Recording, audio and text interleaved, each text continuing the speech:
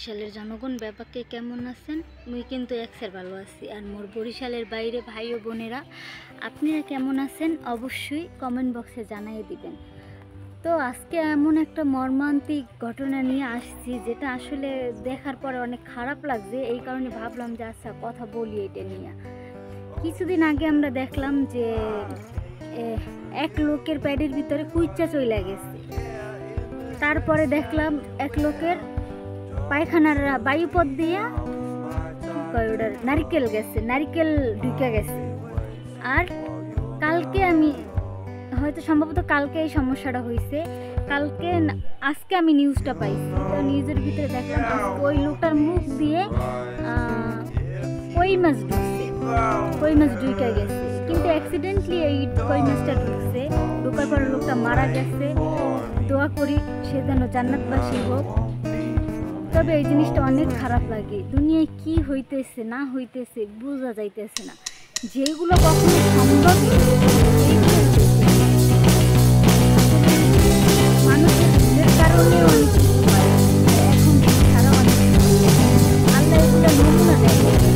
তোমরা যে কতটা খারাপ কাজ করবে তার কিছু কিছু নমুনা আল্লাহও দেখে। এই কারণে সবাই সতর্ক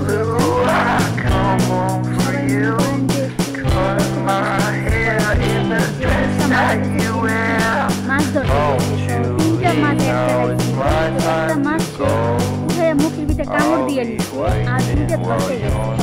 যাওয়ার পরে তখন নাকি ওই মুখের ভিতরে যে মাছটা ওই মাছটা ল্যাঞ্চা নাড়া দিয়ে ভিতরে চলে গেছে, যাইয়ে গলায় আটকে যাওয়ার পরে সে অনেক চেষ্টা করছে।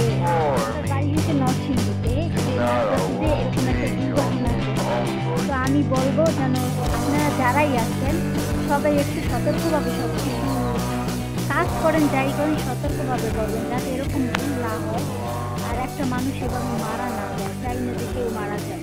এই যে মারা গেছে তার ফ্যামিলিতে সে একমাত্র আয় রোজগার করার একটা মানুষ ছিল, কিন্তু সে মারা যাতে তার ফ্যামিলি অনেকটা বিপদে পড়ে গেছে।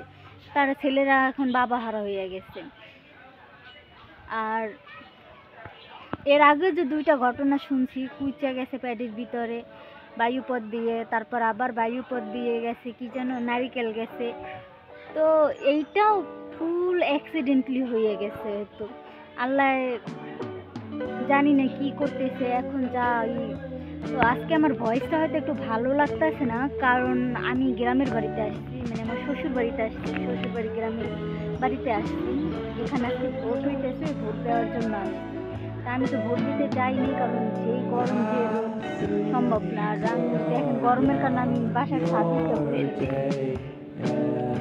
ছাদে গাছের নিচে বসে তাহলে বুঝছেন এই জায়গায় কতটা গরম লাগতেছে।